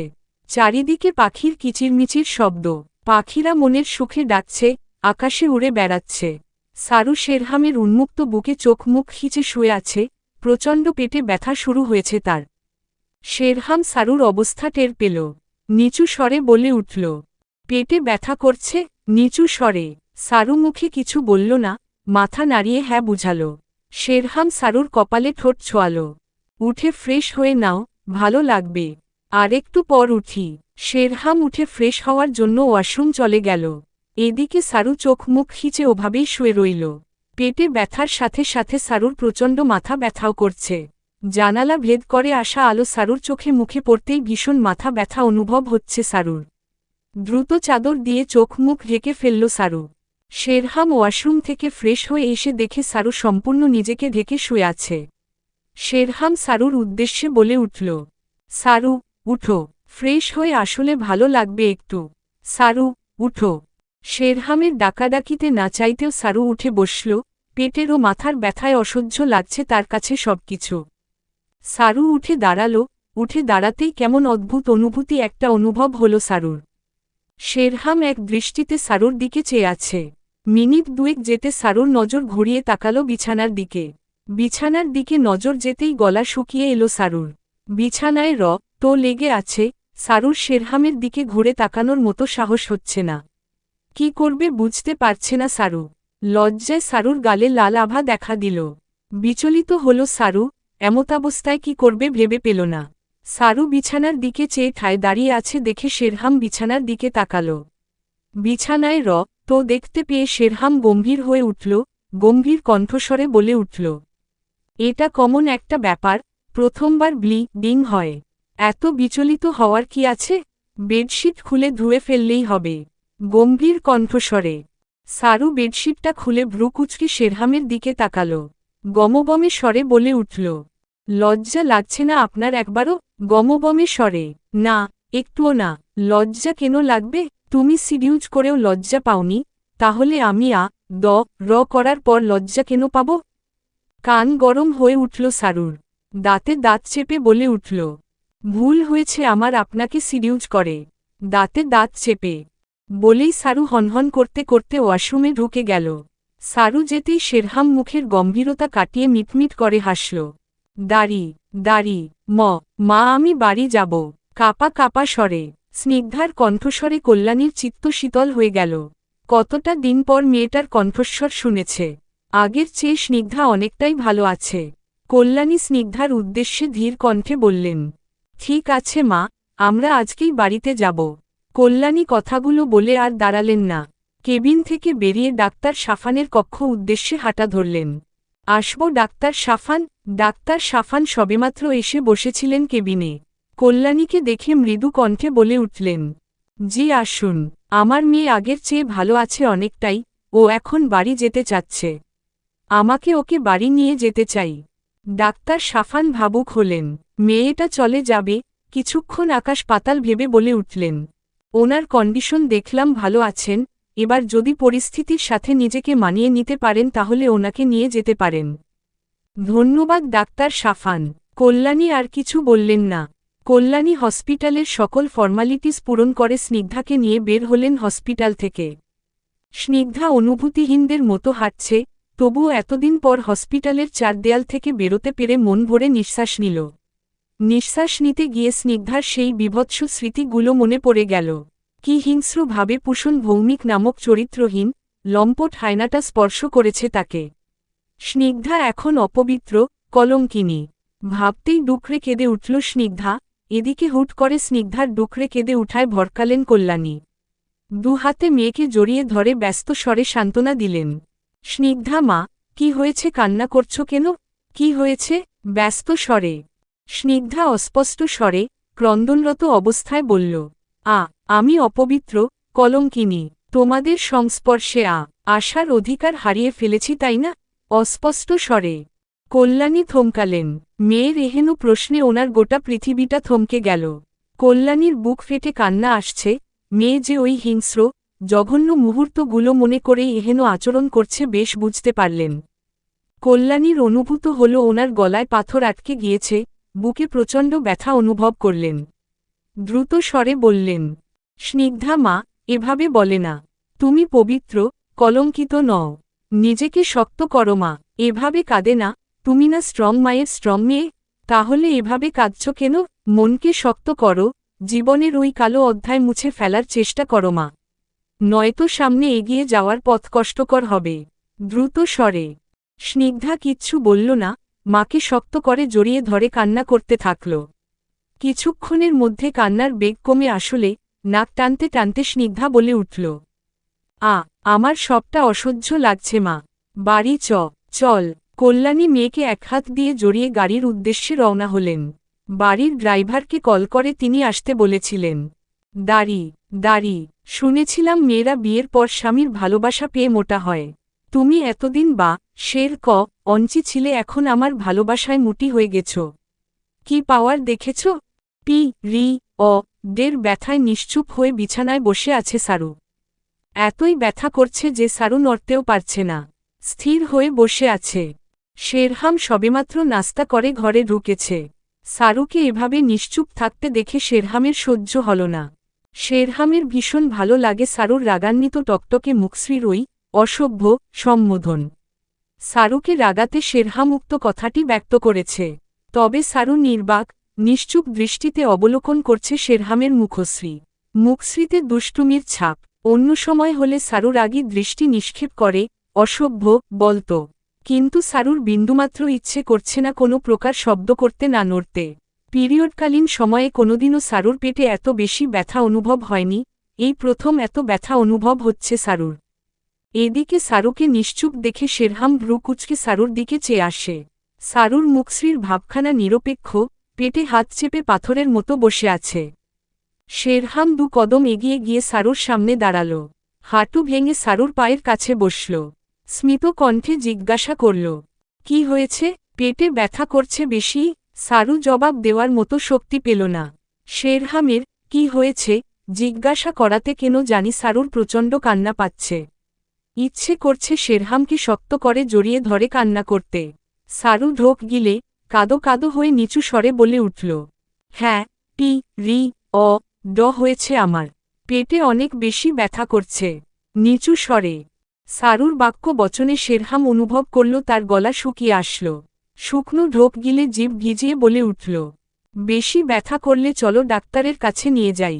এক প্রকার তড়িঘড়ি শেরহাম সারুকে কোলে তুলে নিল। শেরহামের এমন তড়িঘড়ি দেখে সারু শেরহামের গলা শক্ত জড়িয়ে ধরে এক প্রকার ক্রন্দনরত স্বরে বলে উঠল, ডাক্তারের কাছে যাব না। জড়িয়ে ধরে চুপ মুখ আন, তাহলে ব্যথা কমে যাবে। ক্রন্দনরত স্বরে শেরহামের তড়িঘড়ি ভাব থমকে গেল। শেরহাম আঁচো করতে পারছে সারুর অনেক বেশি পেটে ব্যথা করছে। প্রথমত এই প্রথম সারু আর শেরহামের মাঝে স্বামী স্ত্রী এর সম্পর্ক হয়েছে, আর এখন সারুর পি রি অ ড হয়েছে, এর জন্যই বেশি ব্যথা করছে সারুর পেটে। সারু শেরহামকে শক্ত করে গলা জড়িয়ে ধরে ফোপাচ্ছে। শেরহাম অনুভব করল সারুর শরীর গরম। শেরহাম সারুকে বিছানায় বসিয়ে নিজের থেকে ছাড়িয়ে কপালে হাত দিল। কপালে হাত স্পর্শ করাতে বুঝল সারুর জ্বর এসেছে। শেরহাম সারুকে শক্ত করে জড়িয়ে ধরল। বার কয়েক সারুর কপালে অধর স্পর্শ করালো গভীরভাবে। সারু ফুপিয়ে কান্না করছে। শেরহাম অনুভব করল সারুর শরীর গরম হচ্ছে তো হচ্ছেই, জ্বরের মাত্রা বাড়ছে। শেরহাম সারুকে শুইয়ে দিয়ে গায়ে জোড়ানোর জন্য আলমিরা থেকে কম্বল বের করে সারুর গায়ে জোড়াল। কপালে জলপট্টি দেওয়ার জন্য ছুটে নিচে চলে গেল। একটা বাটিতে করে জল নিয়ে রুমে আসলো, রুমাল বাটিতে ভিজিয়ে সারুর কপালে রাখল। সারুর মুখশ্রী পানে তাকিয়ে শেরহাম বিড়বিড়িয়ে বলে উঠল, এক রাতের ভালোবাসায় জ্বর উঠে গেছে, দিন তো এখনও আরও অনেক বাকি আছে। বৃষ্টিস্নাত আধারে বেকনিতে নিজেকে গুটিয়ে নিয়ে আধার অম্বরের দিকে শূন্য দৃষ্টিতে চেয়ে আছে স্নিগ্ধা। কিছুদিন আগেও জীবনটা সাতন্না রঙিন ছিল স্নিগ্ধার, অথচ আজ দুঃখেরা ছাড়া আর কিছুই নেই। বুক ফেটে কান্না আসলো স্নিগ্ধার। একটা মেয়ের কাছে সবচেয়ে বড় মূল্যবান সম্পদ হচ্ছে সম্মান। স্নিগ্ধা সেই সম্মানটাই হারিয়ে ফেলেছে। স্নিগ্ধা অনুভূতি শূন্য হলেও এর দায়ভার কল্যাণীর উপর দিচ্ছে। স্নিগ্ধার একাকাশ সম অভিমান জন্মেছে তার মায়ের প্রতি। যদি আজ তার মা উকিল না হয়ে সাধারণ গৃহিণী হতেন, তাহলে আজকে তার মূল্যবান সম্পদ এভাবে কেউ অবৈধভাবে কেড়ে নিত না। প্রবল প্রভঞ্জনের সাথে বৃষ্টিরা ফোঁটা ফোঁটায় একত্রিত হয়ে ভিজিয়ে দিচ্ছে স্নিগ্ধার শরীর। আধার অম্বরে কিয়ক্ষণ পরপর বিদ্যুৎ চমকাচ্ছে। অন্য সময় হলে স্নিগ্ধা এতক্ষণ ভয় মায়ের ঘরে গিয়ে মায়ের কোলে মাথা রেখে চুপ করে থাকত, কিন্তু সময়টা অনেক তেতো স্নিগ্ধার কাছে। এই তেতো সময়ের কারণে বিদ্যুৎ জোরে চমকানোর পরেও ভয় হচ্ছে স্নিগ্ধার। সে এক প্রকার অনুভূতি শূন্য হয়ে নিজেকে গুটিয়ে বসে আছে। বৃষ্টির প্রবল বেগে পুরোপুরি ভিজে গেল স্নিগ্ধা। আখি বন্ধ করল স্নিগ্ধা, মনে পড়ল আজকে সকালের কথা। স্নিগ্ধা ও কল্যাণী বাড়ি ফিরেছে সবেমাত্র আধা ঘণ্টা হল। ইতোমধ্যে প্রতিবেশীরা ভিড় জমিয়েছে, তারা স্নিগ্ধাকে দেখতে এসেছে। নিশ্চুপ হয়ে স্নিগ্ধা বসার ঘরে সোফায় বসেছিল। পাশেই মিতালি ও পিসিমণিরা স্নিগ্ধাকে নিয়ে দুঃখ ভারাক্রান্ত মুখশ্রী করে বসেছিল। প্রতিবেশীরা স্নিগ্ধার মুখশ্রীর দাগ দেখে এক একজন আফসোস পোষণ করতে লাগলেন। এরই মাঝে হুট করে একজন বলে বসলেন, বুঝলে কল্যাণী, মেয়ের সদ্য মোব্র মহানি হয়েছে। যেই ঘর থেকে বিয়ের সম্বন্ধ আসে বিয়ে দিয়ে বিদায় করুন। সমাজের বুলি থেকে বাঁচতে বিয়ে দিয়ে দূরে বিদায় করুন। এতটুকু কথা, অথচ স্নিগ্ধার বুক উথালপাতাল করে ফেলেছে। ডুকরে সবার সামনে কেঁদে উঠেছিল স্নিগ্ধা। এদিকে প্রতিবেশী সেই মহিলা হতচকিত হয়ে গেলেন। কল্যাণী উঠে গিয়ে স্নিগ্ধাকে আগলে নিলেন। হম্বিতম্বি স্বরে বলে উঠল, স্নিগ্ধা, মা কাঁদে না, নিজেকে সামলাও। স্নিগ্ধা থামল না, উঠে ছুট লাগল নিজের কক্ষের দিকে। কল্যাণী রাগত দৃষ্টিতে সেই মহিলার দিকে তাকাল। আমার থেকে বয়সে আপনি অনেক বড়, সম্মান ও শ্রদ্ধা করি আপনাকে, ভেবেছিলাম আপনার জ্ঞান আমার থেকেও বেশি হবে। তবে আমি ভুল, আপনি তো জ্ঞানহীন বের হলেন। আমার মেয়েটা এমনিই মানসিক অশান্তিতে আছে, আপনার কি বিবেকে বাঁধেনি এভাবে বলতে? যদি সান্ত্বনা নাই দিতে পারেন তাহলে ঘরে বসে থাকবেন, আগ বাড়িয়ে একটা মেয়েকে মানসিকভাবে অশান্তিতে ফেলবেন না নিজের বিবেকহীনতা দিয়ে। মেয়ে আপনারও আছে, নিজের মেয়ের দিকে নজর রাখুন। রাগত স্বরে কল্যাণী আর কিছু বললেন না, মেয়ের ঘরের দিকে হন্তদন্ত হয়ে ছুট লাগালেন। এদিকে কল্যাণীর করা অপমানে বেশ রাগী হয়ে বাড়ি থেকে বেরিয়ে গেলেন মহিলাটি। ভাবনা থেকে বেরিয়ে এলো স্নিগ্ধা। স্নিগ্ধা আর কিছু ভাবতে চাইল না, নীরবভাবে বসে রইল এই বৃষ্টির মাঝে। দাঁড়ি রাত প্রায় 11টা। সারুর জ্বর অনেকটাই কমেছে, তবে সারা শরীর সারুর ব্যথা করছে। কিছু খেতেও মন চাচ্ছে না সারুর। শেরহাম বেশ কিছুক্ষণ ধরে সারুকে খাওয়ানোর চেষ্টা করছে, কিন্তু সারু কিছুতেই খেতে চাচ্ছে না। জোর করে সারুর মুখে এক লোকমা দিতেই শেরহাম হাতে প্রচণ্ড ব্যথা অনুভব করল। সারু তার হাত কামড়ে দিয়েছে। শেরহাম কপট রাগ দেখিয়ে রাগান্বিত স্বরে বলে উঠল, হয় পড়তে বসো আর নয়তো চুপচাপ খাও। রাগান্বিত স্বরে শেরহাম কি বলল কিছুই শুনতে পেল না সারু। কণ্ঠে ঘুমের রেশ বজায় রেখে বলে উঠল, খেলে একমাত্র মু খাবো, এর বেশ কিচ্ছু খাবো না। মু যদি খেতে ভালো না লাগে তাহলে ঘুম খাবো। সরুন তো, ভাল লাগে না। ঘুম কণ্ঠে শেরহাম ভ্রু কুচকে সারুর দিকে চেয়ে রইল। ধমকে বলে উঠল, এই মেয়ে এই কিসের কি? হ্যাঁ, কিছু বলি না দেখে মাথায় উঠে বসছ? এক থা পপ দেব না সব ঘুম। মু জানালা দিয়ে পালাবে। ধমকে আচমকা শেরহামের ধমকে উঠাতে কেঁপে সোজা হয়ে বসল সারু। পিট করে পলক ফেলল। শেরহামের রাগী মুখশ্রীর দিকে চেয়ে নাক ফুলিয়ে হা করল খাওয়ার জন্য। শেরহাম সারুকে খাইয়ে দিল, মাঝে নিজেও খেল। স্নিগ্ধফুলকে আজকে বাড়িতে এসেছে, তোমার জ্বর হুঁশ ছিল না তাই বলিনি। আজকে তুমি ওর সাথেই ঘুমাবে, ওর সাথে ফ্রি হওয়ার চেষ্টা করবে, একাকিত্ব কাটানোর চেষ্টা করবে। যেভাবেই হোক স্নিগ্ধফুলকে আবার আগের মতো প্রাণবন্ত করে তুলতে হবে। দীর্ঘশ্বাস ফেলে শেরহামের বলতে দেরি, সারুর উঠে দাঁড়াতে দেরি নেই। বালিশ হাতে নিয়ে শেরহামের চোখে চোখ রেখে বলে উঠল, আর জীবনেও আপনাকে মু খাওয়ার কথা বলবো না। আসিয়েন খালি, মজা দেখাবো হুহো। নাক ফুলিয়ে বলেই সারু দাঁড়ালো না, গটগট পায়ে বেরিয়ে গেল রুম থেকে। এদিকে শেরহাম ভ্রু কুচকে বসে রইল, মনে মনে আওড়াল, মেয়ে মানুষ দিনে এতবার মুর কথা বলে কেমনে? আজকে জ্বরের ঘরে কতবার যে এই মেয়ে মুর কথা বলেছে। উফ, মাথা খারাপ মেয়ে। দাঁড়ি সারু স্নিগ্ধার রুমের সামনে গিয়ে দাঁড়াল। দরজায় কড়া নাড়ল, কিন্তু স্নিগ্ধার কোনো রেসপন্স দেখতে পেল না সারু। এরপর একটু জোরেই দরজায় কড়া নাড়ল সারু, আওয়াজ করে ডাকল স্নিগ্ধাকে। কিন্তু স্নিগ্ধার কোনো রেসপন্স পেল না। সারুর টেনশন হল, মেয়েটা এখনও দরজা খুলছে না। এতক্ষণে সারুর চেঁচামেচিতে কল্যাণী পাশের ঘর থেকে বেরিয়ে এলো শুকনো মুখে। কল্যাণীকে দেখে সারু চিন্তিত স্বরে বলে উঠল, জেঠিমণি, স্নিগ্ধা দরজা খুলছে না এত ডাকার পরেও। আমার দুশ্চিন্তা হচ্ছে। চিন্তিত স্বরে আরও অনেকক্ষণ আগেই তো স্নিগ্ধাকে খাইয়ে দিয়ে আসলাম। ওর সাথে থাকতে চেয়েছিলাম, কিন্তু ও বলল ওর একা থাকতে মন চাচ্ছে। আমি পূর্ণ বিশ্বাস করি আমার মেয়ে ঈদ করবে না, তাই নিজেকে গুছিয়ে নিতে ওকে একটু একা থাকতে দিয়েছি। একা থাকতে চাইলেও জবাব তো দিবে। বাহির থেকে বোঝা যাচ্ছে ঘরের লাইট জ্বলছে, স্নিগ্ধা এখনও জেগে আছে। তাহলে আওয়াজ কেন করছে না? স্নিগ্ধা লাইট জ্বালিয়ে কখনো ঘুমাতে পারে না, ওর মাথা ব্যথা করে। তাহলে? কল্যাণী চিন্তিত হলেন। আদিতের ঘরের সামনে গিয়ে আদিতকে ডাকলেন। সারাদিন ক্লান্তির অবশেষে সবেমাত্র শোবার প্রস্তুতি নিচ্ছিল আদিত, কিন্তু মায়ের ডাকে উঠে পড়তে হয় আদিতকে। স্নিগ্ধা দরজা খুলছে না, ভেতরে লাইট ঝালানো, তবে সারা শব্দ করছে না। কল্যাণীর কথায় আদিত ভ্রু কুচকাল, দ্রুত পদে হেঁটে গিয়ে স্নিগ্ধার রুমের দরজা ধাক্কাল। কিন্তু ভেতর থেকে কোনো রেসপন্স করছে না স্নিগ্ধা। আদিত এবার রুমের দরজা জোরে জোরে ধাক্কাতে লাগল। স্নিগ্ধাকে ডাকাডাকিতে সবাই এতক্ষণে নিজ নিজ কক্ষ থেকে বেরিয়ে এসেছে। শেরহাম ভ্রুকুটি করে আদিতকে বলে উঠল, এত রাতে স্নিগ্ধফুলের রুমের দরজা এভাবে ধাক্কাচ্ছ কেন?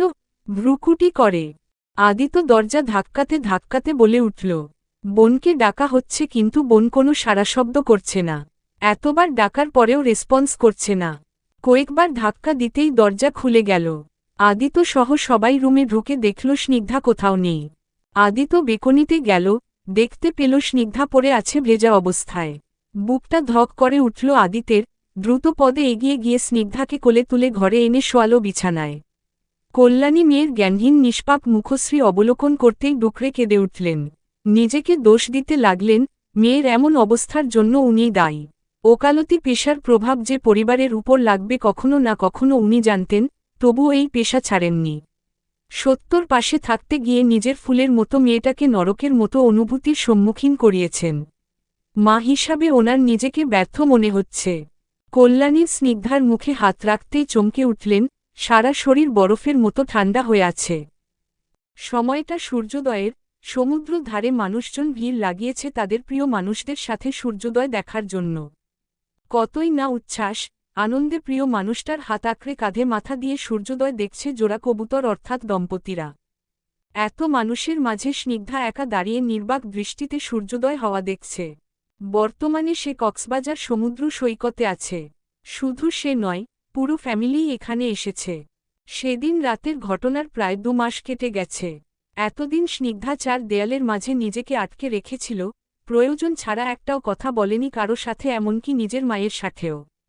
কক্সবাজার ঘুরতে তারা আরও আগে আসত, কিন্তু সারুর পরীক্ষার জন্য আসা হয়নি। সারুর পরীক্ষা কিছুদিন আগে শেষ হয়েছে, তাই সবাই মিলে ঠিক করে এখানে এসেছে ঘুরতে। অবশ্য সবার মাঝে স্নিগ্ধা ছিল না, সবাই কতই না জোরাজুরি করেছিল কোথায় আসা যায় তা বলার জন্য। কিন্তু স্নিগ্ধা, সে একটাও কথা বলেনি, নির্বাক থেকেছিল। সব ভেবে স্নিগ্ধা দীর্ঘশ্বাস ফেলল। চারদিকে একবার নজর বুলাল। চারদিকে সব অচেনা মানুষের ভিড়। রিসোর্ট থেকেও আসার সময় কাউকে বলে আসেনি স্নিগ্ধা যে সে বাহিরে যাচ্ছে। অদূরে অথই জলরাশি বারবার স্নিগ্ধাকে আকর্ষণ করছে। বহুদিন পর স্নিগ্ধার ইচ্ছে করছে পানি ছোড়াছুড়ি করতে। ধীর পায়ে স্নিগ্ধা এগিয়ে যাচ্ছে জলের দিকে। অনেকদিন তো নিজেকে বিষণ্ণ রেখেছে, আজকে না হয় পাখির মতো একটু উড়ুক, নিজেকে একটু ভালো লাগার রেশে ছোঁয়াক। দাঁড়ি দাঁড়ি, তোমার ক্লাসমেটসরা সবাই 1-2 বাচ্চার বাবা মা হয়ে গেছে, সেখানে তুমি 31 বছরে পা দিয়েও বিয়ে অবধি করছো না। আমার কি তোমার ছেলে মেয়েকে নিয়ে খেলার স্বাধীনতা দিবে না? সমস্যাটা কি তোমার? সূর্যোদয় উপভোগ করতে এসে মায়ের এমন প্রশ্নে ভ্রু, চোখ মুখ কুঁচকে ফেলল উৎস চৌধুরী। গম্ভীর কণ্ঠে শুধালো, বলেছিলে হয় কক্সবাজার আনতে না হয় বিয়ে করতে। বেস্ট অপশন হিসেবে কক্সবাজার নিয়ে এসেছি তোমাকে। সূর্যোদয় হচ্ছে, মণিমুগ্ধকর পরিবেশে তুমি সেই আবারও বিয়ে করে পরিবেশটা অনুপভোগী করছো। এসবের মানে কি? বিয়ের কথা যখন বলবেই তাহলে কক্সবাজার কেন এসেছি হসপিটাল থেকে 1 সপ্তাহ ছুটি নিয়ে? গম্ভীর কণ্ঠস্বরে। উৎসের গম্ভীর কণ্ঠস্বরের বাণী শুনে মুখ ফুলিয়ে ফেললেন উৎসের মা কানন দেবী। মুখ ফুলিয়ে বলে উঠল, কক্সবাজার এসেছি যাতে এখান থেকে তোকে বিয়ে করিয়ে বউ নিয়ে বাড়িতে যেতে পারি। মুখ ফুলিয়ে।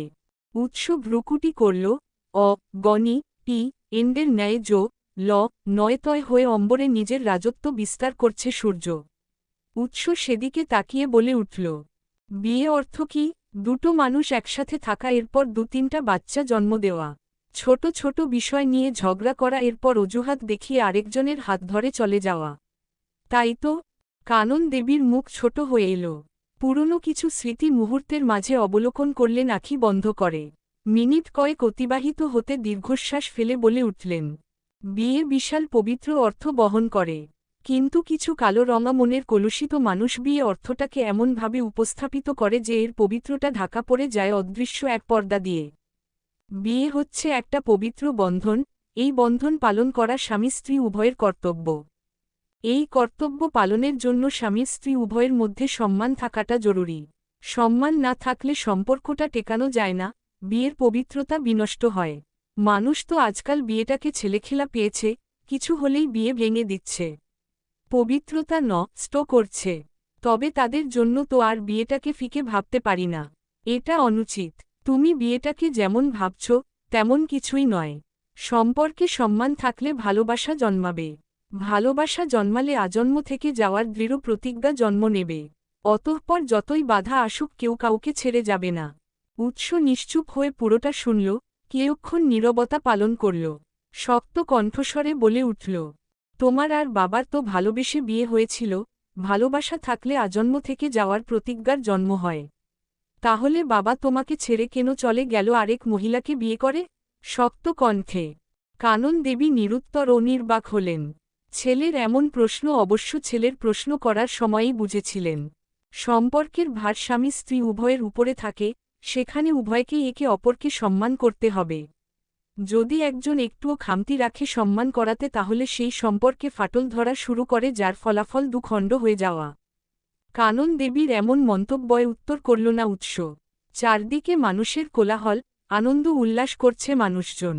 কিছুক্ষণ যেতে কানন দেবী পুনরায় বললেন, তোমার জন্য বেস্ট লাইফ পার্টনার চুজ করব।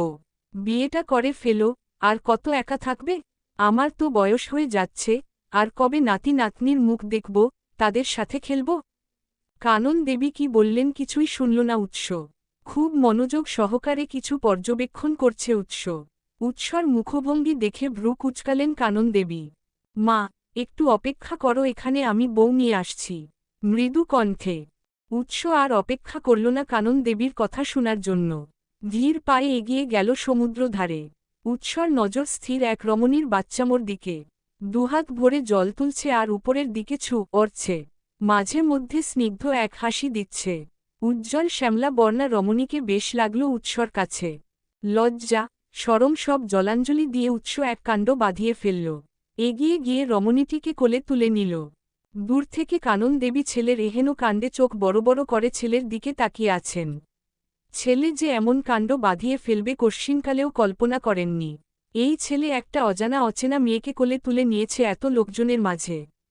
উৎস রমণীটিকে কোলে তুলে নিতেই চারদিকের কিছু মানুষ হৈ হৈ করে উঠল, এই ভেবে তারা নতুন কাপল। উৎস মেয়েটিকে কোলে তুলে এনে কানন দেবীর সামনে দাঁড় করাল। তোমার বৌমাকে নিয়ে আসলাম, এখনই বিয়ে করিয়ে দাও, হানিমুনও কক্সবাজার হয়ে যাবে। মৃদু হেসে কানন দেবী মেয়েটিকে লক্ষ্য করলেন। উজ্জ্বল শ্যামলা বর্ণের, কোমর অবধি কেশ বেনি করা। চেহারায় আলাদা একটা মায়াবী ভাব রয়েছে, যদিও বর্তমানে মেয়েটি কাদো কাদো মুখ করে রয়েছে। মেয়েটির মনের অবস্থা টের পেতে কানন দেবী উৎসকে ধমকে উঠলেন। উৎস, এটা কোন ধরনের অসভ্যতামি? এতগুলো লোকের মাঝে তুমি অচেনা অজানা একটা মেয়েকে কোলে তুলে নিলে। মেয়েটার মনের কি অবস্থা হচ্ছে বুঝতে পারছ? ধমকে উৎস ভাবলেশীন ভাবে জবাব দিল, বিয়ে করতে বললে, ওকে আমার ভালো লেগেছে তাই কোলে করে নিয়ে আসলাম বিয়ে করব বলে। আমি থাকতে আমার বউ কষ্ট করে হেঁটে তোমার কাছে আসবে তা কি করে হয়, তাই কোলে করে নিয়ে আসলাম। বউ আবার অচেনা হয় নাকি? আর লোকজন উল্টাপাল্টা কিছুই ভাবেনি, ভেবেছে আমারা নিউ কাপল, তাই হইচই করে হাততালি দিয়েছে। কানন দেবী পুনরায় ছেলের কথা শুনে ছেলেকে ধমকে উঠলেন। এদিকে স্নিগ্ধার মনের মধ্যে ঝড় বয়ে যাচ্ছে। অচেনা একটা লোক সবার সামনে এভাবে তাকে ছুঁয়েছে, কোলে তুলেছে। লোকজন আবার হাততালিও দিচ্ছে, সবটা দেখে স্নিগ্ধা বেশ ভয়ে ও উত্তেজিত হয়ে উঠল। অচেনা মানুষের এমন স্পর্শে স্নিগ্ধায় শরীরে টা দিয়ে উঠেছে। সেই হিংস্র মুহূর্তের কথা মনে পড়ে গেল স্নিগ্ধার। আশেপাশে পরিবারের কেউ নেই। স্নিগ্ধার নিজেকে অনেক অসহায় মনে হল, ভয়ে বুক ফেটে কান্না আসতে লাগল স্নিগ্ধার। উৎস হুট করেই স্নিগ্ধার হাত আলতো করে ধরে বলে উঠল, কাঁদলে এখনই কেঁদে নাও, এরপর আর কখনো কাঁদার সুযোগ পাবে না। শুনো, পারলে এখনই তোমার হৃদয় আমার নাম গেঁথে নাও, উৎস চৌধুরী। যদি গাঁথতে না পারো তাহলেও সমস্যা নেই, কার্ডিওলজিস্ট হই, হার্ট সার্জারি করে ওখানে আমার নাম গাঁথব। মৃদু হেসে স্নিগ্ধা কিংকর্তব্যবিমূঢ় হল। কিছুক্ষণ পর অনুভব করল কার্নিশ বেয়ে অঝরে জল গড়িয়ে পড়ছে। স্নিগ্ধা উৎসের হাত রা দিয়ে সরিয়ে ফেলল। ফুপিয়ে কেঁদে উঠল। উৎসের স্পর্শ করা স্থান ঘষতে ঘষতে উল্টো হয়ে ছুটতে লাগল। পুনরায় কোনো পুরুষ মানুষের ছোঁয়া স্নিগ্ধাকে অস্বাভাবিক করে তুলেছে। তোমায় বিয়ে করার কথা বলেছি বলে অতগুলো লোকজনের মাঝে একটা অপরিচিত মেয়েকে কোলে তুলে তাকে বিব্রত করবে? রাগান্বিত স্বরে কানন দেবীর রাগান্বিত স্বরের বাক্যপচন শুনে মৃদু হাসল উৎস। কানন দেবী রাগান্বিত ভাব দেখালেও ছেলের এমন স্নিগ্ধ হাসি দেখে চিত্ত খুশি হয়ে উঠল ওনার। উৎস মৃদু হেসে বলে উঠল, নাতি নাতনির মাম্মাকে তো খুঁজে দিলাম, এখন তোমার নাতি নাতনির মাম্মাকে আমার বউ বানানোর ব্যবস্থা করো। আমার বউ ও তোমার নাতি নাতনির মাম্মা যদি কেউ হয় তাহলে এই মেয়েটাই হবে। মৃদু হেসে কানন দেবী কপট রাগ দেখালেন। নাক মুখ ফুলিয়ে বলে উঠলেন, চেনা নাই জানা নেই, হুট করে একটা অচেনা মেয়েকে বিয়ে করবে, আমার নাতি নাতনির মাম্মা বানাবে বলছ? লজ্জা শরম কি সব সূর্যোদয়ের সাথে সাথে কর্পূরের ন্যায় উবে গেছে নাকি তোমার? নাক মুখ ফুলিয়ে। উৎস ভাবলেশীন হল, কেউক্ষণ কি যেন একটা ভাবল। গম্ভীর স্বরে বলে উঠল, অচেনা, উহু, তোমার স্বামী আজ থেকে 25 বছর আগে যে মহিলার জন্য তোমাকে ফেলে রেখে চলে গিয়েছিল সমাজের কাছ থেকে দুশ্চরিত্রা উপাধি পাওয়ার জন্য, সে স্বামী ও ওই মহিলার দাম্পত্য জীবনে এক মেয়ে আছে। ইলা ওর নাম। তোমার স্বামীকে ঘৃণা করলেও ওই মেয়েটাকে কেন জানি ঘৃণা করতে পারি না। আফটার অল আমার চরিত্রহীন, বাবা, রই তো মেয়ে। মেয়েটার মুখ দেখলে কেন জানি ঘৃণা করতে মন চায় না। ইলা এক ছেলেকে ভালোবাসে, আদিত্য রায়। ঢাকার বর্তমান জনপ্রিয় উকিল কল্যাণী রায়ও বিপুল রায়ের ছেলে, যদিও কল্যাণী রায়ের সৎ ছেলে। আদিত্য রায়ের একটা হিডেন পরিচয় রয়েছে, হিটম্যান। টাকার জন্য মানুষকে খুন করা ওর শখের মধ্যে একটা। এছাড়া ওর পরিচয় হচ্ছে লন্ডনের একটা কলেজের টিচার। যেই মেয়েটাকে বউ বানানোর কথা বলছি সেই মেয়ে হচ্ছে আদিত্য রায়ের সৎ বোন, স্নিগ্ধা, যাকে প্রায় 2 মাস আগে করা হয়েছে। গম্ভীর কণ্ঠস্বরে কানন দেবী বাকরুদ্ধ হয়ে বিস্ফোরিত চক্ষুতে চেয়ে রইলেন উৎসের দিকে। নিঃশ্বাসটুকু নিতে ভুলে গেলেন কানন দেবী। প্রথমত তিনি বাকরুদ্ধ হয়েছেন এটা ভেবে উৎস তার বাবার খোঁজ কিভাবে পেলেও সেটা ওনাকে কেন বলেনি উৎস। দ্বিতীয়ত, যার ভাই একজন হিটম্যান, যে কিনা পের শিকার হয়েছে সেই মেয়েকে নিজের স্ত্রী বানানোর কথা বলছে উৎস। ভাবতেই শিউরে উঠলেন কানন দেবী। বিস্ফোরিত কণ্ঠে বলে উঠলেন, তোমার বাবার কথা তুমি জানতে? উনি কোথায় আছেন, খুঁজে কিভাবে পেলে? বিস্ফোরিত কণ্ঠে, 3 মাস আগে একটা পেশেন্টের হার্ট সার্জারি করেছিলাম, সেই পেশেন্ট হচ্ছে তোমার অযোগ্য স্বামী। ভাবছ ওনাকে কিভাবে চিনেছি? এতটা বছর যে প্রতিরাতে অযোগ্য স্বামীর বেইমানির জন্য কাঁদো ওনার ছবি দেখে তা কি আমি জানি না? যেখানে ওই লোকটার ছবি লুকিয়ে রাখো সেখান থেকেই কৌতূহলে অনেকবারই দেখেছিলাম। সামনাসামনি না হোক, ছবিকে আঁকড়ে ধরে অন্তত বাবা শব্দটা উচ্চারণ করার অধিকার পেয়েছি। যদিও ওনার মতো লোককে বাবা ডাকতে আমার বিবেকে বাধে, কিন্তু কি করব বলো, কতকাল সরাসরি বাবা ডাকতে পারি না, তাই ওভাবেই ডেকেছিলাম। সেদিন যদি আমার পরিচয় ওনার ছেলে ভাবতাম তাহলে হার্ট সার্জারিটা করতাম না। আমি তখন নিজেকে একজন দায়িত্ববান কার্ডিওলজিস্ট ভেবেছিলাম, তাই হার্ট সার্জারিটা করেছিলাম। কঠোর কণ্ঠস্বর। কানন দেবী আগের মতোই বিস্ফোরিত আখিতে চেয়ে রইলেন উৎসর দিকে। ছেলেটার জন্য ভারী খারাপ লাগে কানন দেবীর। সেই 7 বছর বয়সের পর ছেলেটা আজ অবধি বাবাকে বাবা বলে ডাকতে পারেনি। কানন দেবীর চোখের কার্নিশ ভিজে উঠল। কাদো কাদো হয়ে উঠতেই উৎস কানন দেবীর গালে হাত রেখে হালকা হেসে বলে উঠল, ওহ মাই সুইটি, ডোন্ট ক্রাই। অযোগ্য লোকটার কথা বাদ দাও, আমার বউ আর তোমার নাতি নাতনির মাম্মার কথা ভাবো। আমি বিয়ে করলে ওকেই করব, আই মিন স্নিগ্ধাকেই করব। হালকা হেসে কানন দেবীর হঠাৎ কি হল, হুট করে ভ্রু কুঁচকে বলে উঠলেন, রে হয়েছে মেয়েটার। তুমি কিভাবে ওকে বিয়ে করার কথা বলো? হিতাহিত জ্ঞান ঠিক আছে তোমার? ভ্রু কুঁচকে উৎস মায়ের দিকে পূর্ণ দৃষ্টিতে কিয়ক্ষণ তাকিয়ে রইল। গম্ভীর কণ্ঠস্বরে বলে উঠল, তুমি ভুলে গেছ মা, কোনো মেয়ে ইচ্ছাকৃতভাবে নিজের মান সম্মান জলাঞ্জলি দেয় না। অনিচ্ছাকৃতভাবে জোরজবরদস্তি করে মেয়েটার সম্মানহানি করা হয়েছে। এতে মেয়েটার তো হাত নেই, এটা জাস্ট একটা অপ্রত্যাশিত ইনসিডেন্ট ছিল। মেয়েটা মানসিকভাবে ঠিক নেই, দেখলে না আমি ওকে স্পর্শ করেছি বলে ভয়ার্ত মুখে কান্না করে দিয়েছে। ওর পাস্ট নিয়ে আমার কোনো প্রবলেম নেই মা, সবচেয়ে বড় কথা হচ্ছে আমি ওকে ভালোবেসে ফেলেছি। উৎস চৌধুরীকে আজ অবধি এতবার বিয়ের কথা বলেও বিয়ে দিতে পারলে না, সেখানে একটা মেয়েকে নিজ থেকে বিয়ে করার কথা বলছি। ভেবে দেখো কতটা ভালোবাসলে নিজ থেকে ওকে বিয়ে করার কথা তোমাকে বলছি। ভালো যখন বেসেছি বিয়ে আমি ওকেই করব। বয়স বিবেচনা করে যদি ওর পরিবার নাকচ করে দেয় তাহলে তুলে নিয়ে গিয়ে বিয়ে করব। যত যাই হোক, বিয়ে তো আমি স্নিগ্ধাকেই করব। গম্ভীর কণ্ঠস্বরে কানন দেবী অবাক চোখে উৎসকে দেখছেন। আসলেই তো মেয়েটা তো নিজ ইচ্ছেতে হয়নি।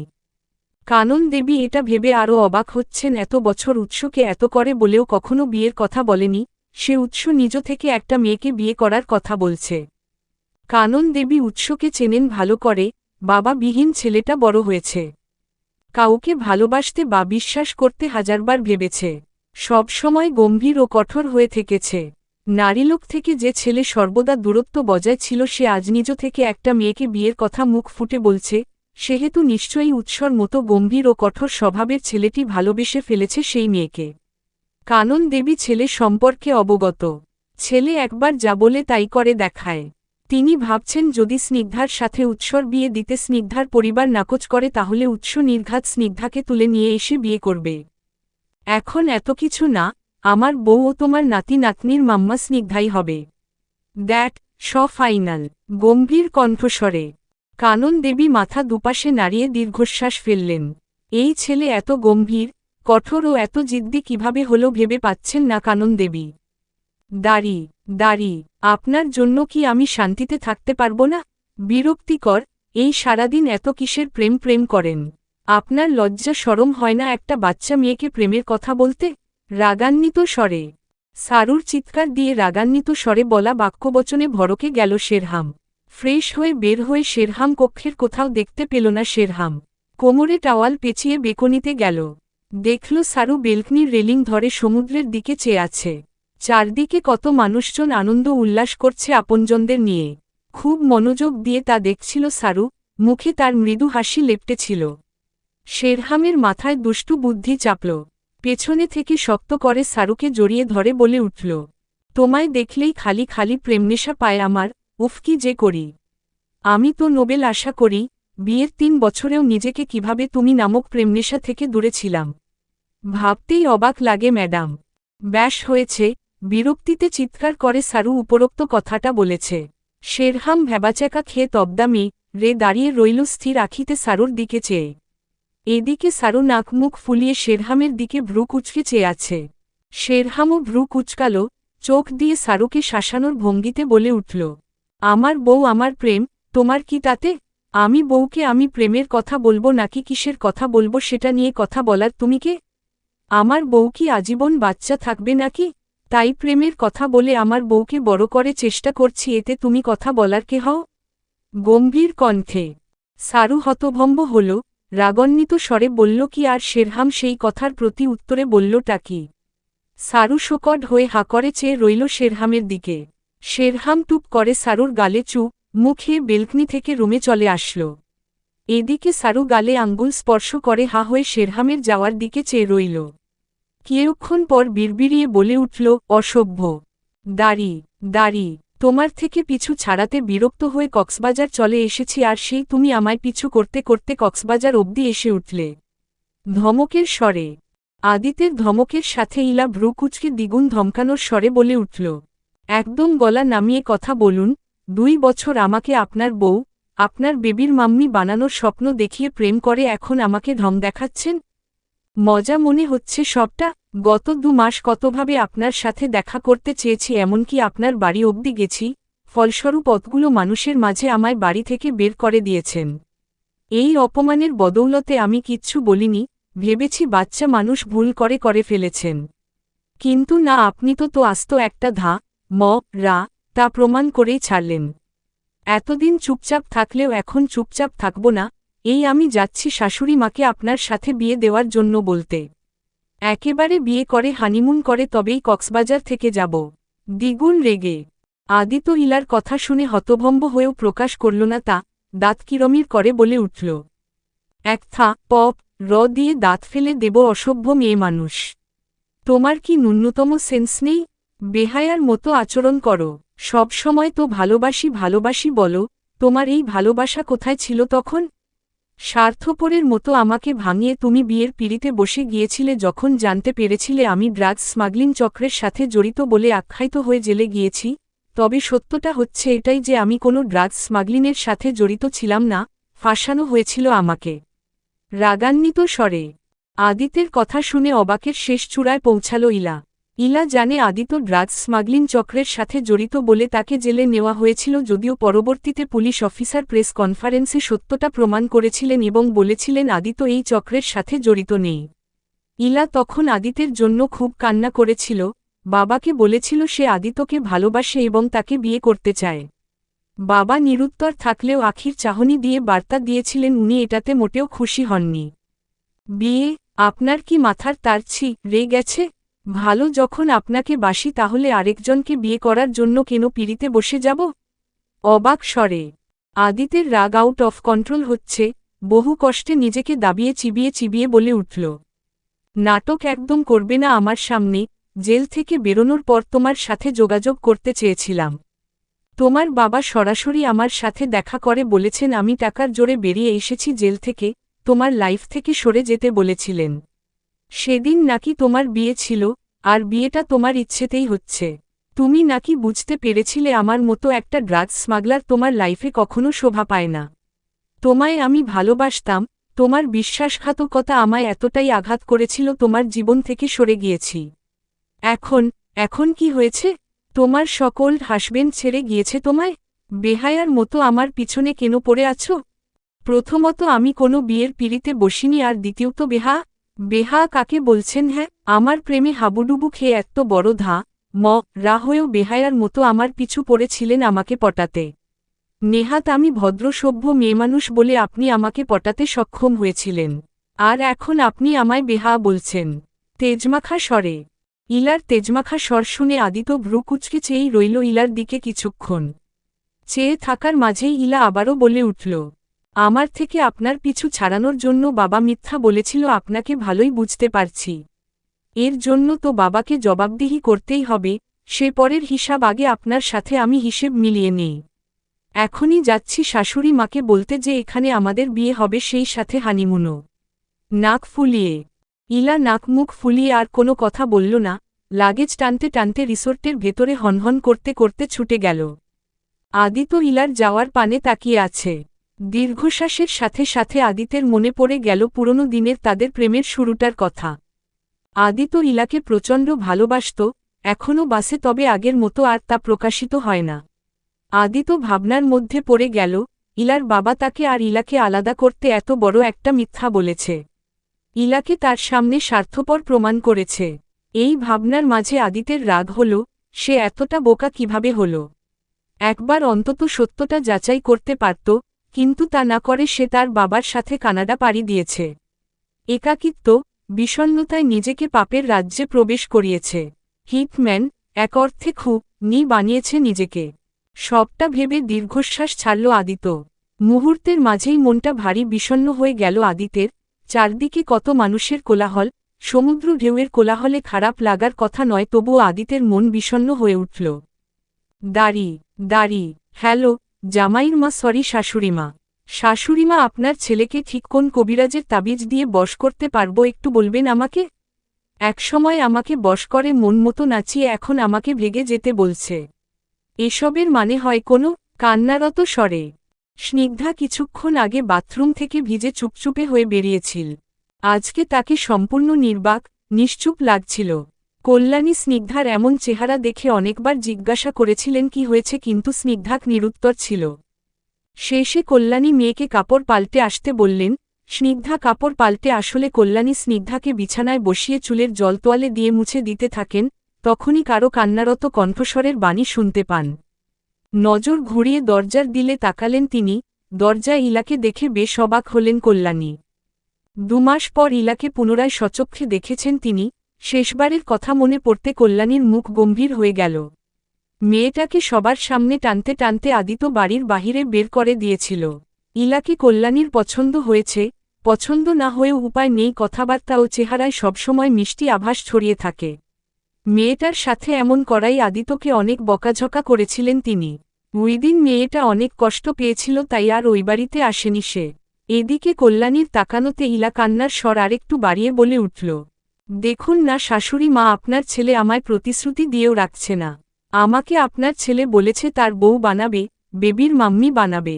সেই আপনার ছেলে পল্টি খেয়ে যাচ্ছে, বলছে আমি নাকি বেহায়ার মতো তার পিছু পড়ে আছি।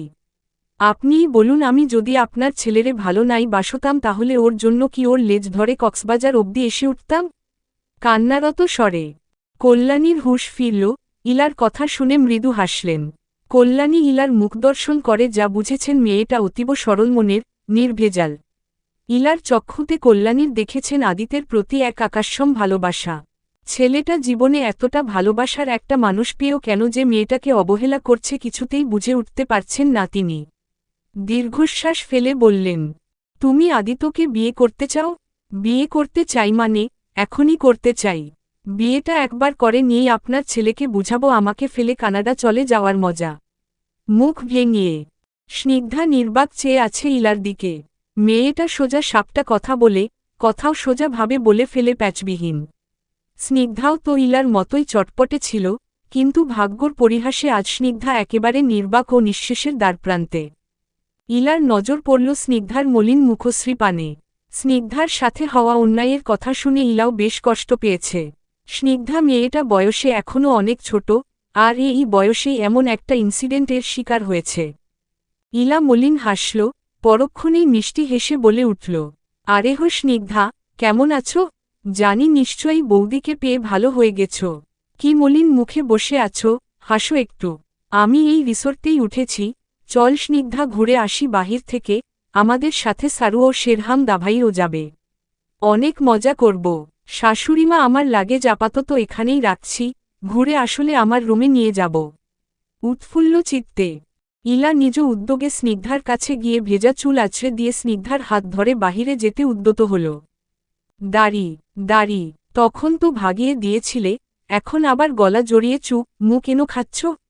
গম্ভীর কণ্ঠস্বরে শেরহামের গম্ভীর কণ্ঠস্বরে কথাটা বলে উঠতেই সারু নাক ফুলিয়ে অভিমানী স্বরে বলে উঠল, বেকনিতে যে প্রেম বিলাস করতে গিয়েছিলেন খেয়াল ছিল আপনার যে কেউ বেকনিতে তাকালে আপনার প্রেম বিলাস দেখতে পেত? এর উপর আপনি খালি গায়ে শুধু টাওয়াল পরেছিলেন, তাই ভাগিয়ে দিয়েছিলাম। এখন রুমের মধ্যে আছি তাই মুখ হেতে আসছি। অভিমানী স্বরে শেরহাম ভ্রু কুচকে সারুর দিকে চেয়ে রইল। সারু কেন জানি মুখ ফুলিয়ে রাখতে পারল না, ফিক করে হেসে দিল।